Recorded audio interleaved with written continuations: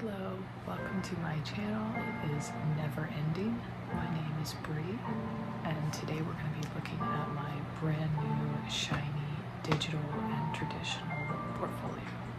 So in this video, I'll be looking at my notes, and then I'll also be looking at my iPad that has all of my portfolio pictures. I'm going to be posting them here in this area so you can see them and see the name. So if I know how to count, I have 21 pieces in my portfolio currently. There probably are a few that I could take out, but this is just kind of what I came to after looking at all of my art. So we're going to be starting off with Castle Halls. This is a more recent digital piece I did. I don't know why I have it labeled 2024. I might fix it, I might not, but honestly, yeah, it was made this year. I keep forgetting that this year exists. Sometimes I wish it did not. But a big struggle of mine has always been backgrounds and really building a world for the character that isn't so flat or isn't just a color. Not that anything's wrong with that. I don't have any personal beef with people not wanting to do backgrounds, but it was always something that I encountered when I was in school for art that was brought up, and it really just always dug at me because I do enjoy like world building and character building, and I feel like being able to do a background is really important for those things. So I've been trying to just push at that for a few years now, and I finally feel like I've reached a point where there's a lot more of a deeper understanding because of the practice that I've been putting in. So I really wanted to start my portfolio with a piece that really detailed that I'm beginning to understand that a lot more, and that I can offer that consistently in my artwork. Then going into my next piece, I really just wanted to showcase the traditional side. I don't have too many traditional pieces in this portfolio because I've kind of strayed from it. Titled it The Vanishing. It's very much just based around the podcast that I tend to listen to while I make art. I've always been drawn to true crime ever since I was little, and now that podcasts have become such a big thing, I use them a lot to help me just remain focused while doing my artwork. Building a scene around true crime media and just an area that I don't really delve into a lot with like blood and mystery. It was really fun, and I really hold this piece as one of my favorites. So then jumping into the third piece of my portfolio, it's titled In My Room, very much a nod to the Frank Ocean song. Yes, what a bop. I'm keeping more of a focus on building up the character and bringing the nostalgic hit of just how magical a bedroom can be as a teenager. Your sanctuary for creative space and blossoming into the person that you feel that you are, that maybe you can't always express to others or to the rest of your family. The cut of the page is very reminiscent of like a TikTok screen cut. I was always on TikTok filming videos of what I was making, so just kind of a nod to that way that we view other people's world in a very built box. I like how it includes the background but doesn't give you too much detail. You just see that her world that she's building on herself also encapsulates into the area around her. Now obviously The Little Mermaid coming back out brought a lot of mermaid craze back into the illustrative world. We also do have things like mermaid. People will just draw mermaids because mermaids are fun. I did have a mermaid tail as a kid. So Sun-Kissed was really just a time to draw a mermaid. I have a lot of ocean jellyfish morphed human women, a ton of fun work from that area. Building that scene and the way that light comes through the water and hits things like the fish, the movement of their bodies, but also letting the character sit amongst everything and still be the focal point was really fun to do, and I feel like I found a lot of success in this piece, and further reassurance that the observations I was making about backgrounds was actually really translating into the work that I wanted to be making. Reckless Abandonment, another gouache piece. Whenever I use gouache, I try to make it like very crispy. Very hard to maintain that perfect viscosity for gouache to cooperate. I wanted lines to be bold and punchy. The idea of the piece was kind of confusing in itself, but it was my ability to just let things out. Sometimes painting can come from a very methodical, thought out place, and other times it's really just you trying to get things out on paper that maybe words just can't really supply in that moment. I would say the multiple faces and expressions, like intertwining but still not quite disrupting each other, is that like perfect balance of like trying to people please while remain yourself. Playing with perspective is always a lot of fun. Perspective based. Things are big because they're closer to you. Things are small because they're farther away. A very grand scale. Simple piece about just being a creative and making things, and how that feels so all-consuming and powerful. Visually encapsulating simple line work, simple language. I love when I'm given like free range with my commissions, when people just send me pictures and ideas and I'm able to just build this world around. I have the vision that they might also have in their head, but they're just not a visual artist, so it's really cool to have that understanding. I wanted the lines and the colors, heat wave, like ooh. Sometimes you really don't need to think as much. You just need to let what's already informing keep informing. Focal point of what we're relying on is, frilly, fluffy, swirled, uncontrolled, free. You want to be able to express that in the landscape while also keeping a certain bit of reality remained. And I feel like I did that very successfully. And that's why I really wanted to share this piece. So Witching Hour, just like The Vanishing, I wanted to take spooky ideas, my love of vampires, love the Vampire Diaries, absolutely obsessed. Me to draw very expressively. Struggled with giving my characters defined emotions. Obviously in artwork you really do want expression to take over and feed the audience, and it's also just thrilling to look at. I live so I love. I had come across this saying on Pinterest. I have a Pinterest. I post on there. People love my Pinterest. Thank you. Thank you for the love. It really has been very motivating. The overall calm aesthetic still very much holds. I just felt so deeply represented by it. It's such a simple four-word phrase, but it truly encapsulates a lot of what I feel.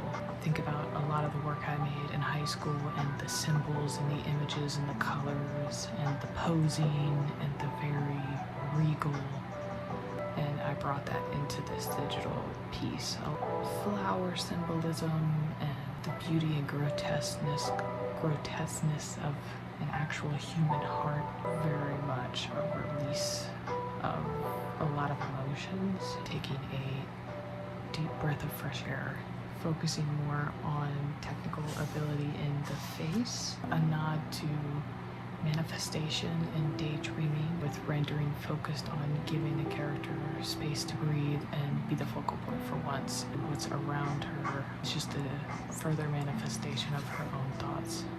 Aren't we just all waiting for a cherry blossom to be our reality? Rebirth, renewal, warmth, the confidence to just go outside and feel the sun, good ice cream, visually jam-packed scene. Looking back and seeing all the memories flash at once from a great day out in the sun.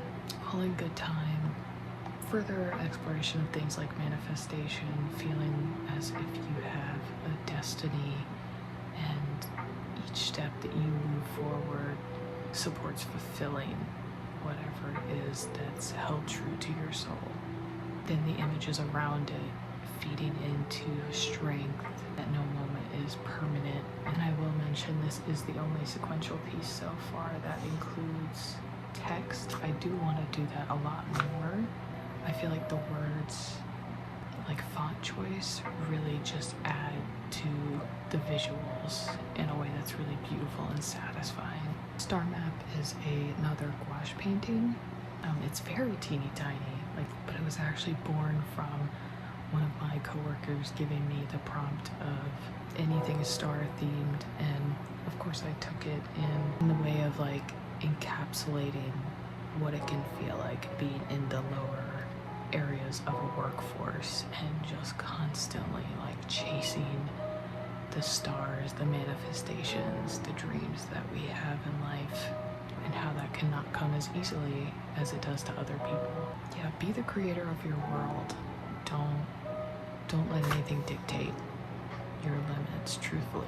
Then taking a completely goofy turn, a whole piece I made really just around the idea of like aliens. I took it to make Shell-Shocked Green, another page spread with no words, just exploring aliens in the spooky, like considering them to be real sense, that they're gonna come abduct you, but also just the aliens in our own world, the things that are spooky and weird and creepy, like deep sea creatures and strange plants from the Amazon rainforest. The more simplistic ideas of like paranoia and like being surveillanced and observed, and how creepy that is. Hangry. If hangry teaches you anything, it's you should never stray into a random European village in the middle of the night, because you may become a snack. Dark hatch marks and blood spray and just movement and color and big bold expressions and big eyes. Everything from technique to color, the way it's cut just builds a very suffocated like understanding of like a quick scene. So alive, really what I was trying to capture. Medieval horror. The way that they drew lions was a horror. Then a really good contrast, those hatch mark 6B pencil, very rugged lines that support a very dramatic, scary scene, to very bubbled, light, spaced out, very lightly shaded pieces like skate park that allow you to just feel a very calm, relaxed, sat back scene that, you know, many of us have felt when taking part in various activities during a nice summer day.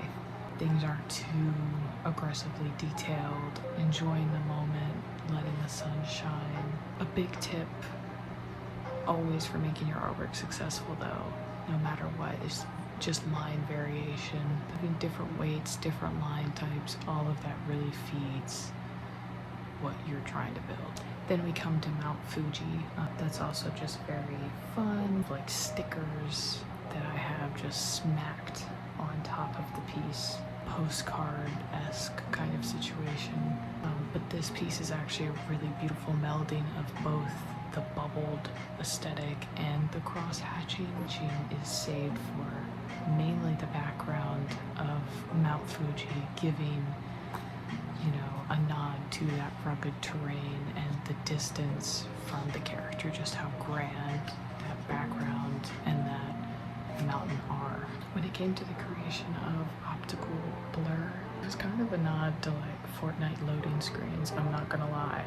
Decision making caught in a moment, light flashing through someone's eyes, and like the choice has been made, whatever that choice is. So wanting to utilize gouache in its different states of opacity, knowing that I can realize something physically just as good as something digitally. Seeker is going to be another digital piece. I actually did have an encounter with an owl while I was walking in the woods one day. So that was kind of like the first little nugget for this piece ever being a thought of mine. The colors are the same. They really all melt together. There's a lot of harmony in the image, and that was all very intentional. I wanted everything to just feel as one, as encapsulating. Moon is seen as guidance, something to hold permanence to, and you have the owl, which is a symbol of wisdom and guidance, and then you have her and her bow, a bright light protruding from her forehead. Like everything is about searching for wisdom and knowledge through every step of life. Vexed, a lot of little subtleties in Vexed. The airbrushing tool wanted it to feel very dreamy and soft. You know, while your brain can be your biggest supporter and the one that manifests your future, it can also be your greatest enemy. Although flowers can symbolize growth and hope, in this instance, the flower turned down. There's a spider peeking out. The corruption of your own mind and your own happiness can sometimes be partially from your own internalized pain and lack of recognition of that. Don't miss the signs that you could be doing more for yourself so that your reality can be better and brighter. Don't be your own worst enemy. Then wrapping up the portfolio with an idea that's definitely been running throughout, and I did have another I Live So I Love that also had the 333 on her shoulder. Closing out with the angel number piece. 333 stands for divine guidance, encouragement, and growth. The journey to becoming who you want to be is not going to be easy. Many things will disrupt your path, but you have to stay focused physically and mentally on who you want to be and what your world is going to be. Lean in to all things so that you can become who you're truly meant to be. The world that I'm building and seeking through making never ending, I'm really just trying to find who I want to be in the world that I want to cultivate around myself, and how can I affect communities around me and people around me and push us all towards the pursuit of what makes us happy and joyful. Just make the world brighter, make the world kinder. If you don't take the step to do that, who knows if someone else will. Within Never Ending, I seek out all creative avenues, always to build something, seeking a more peaceful, to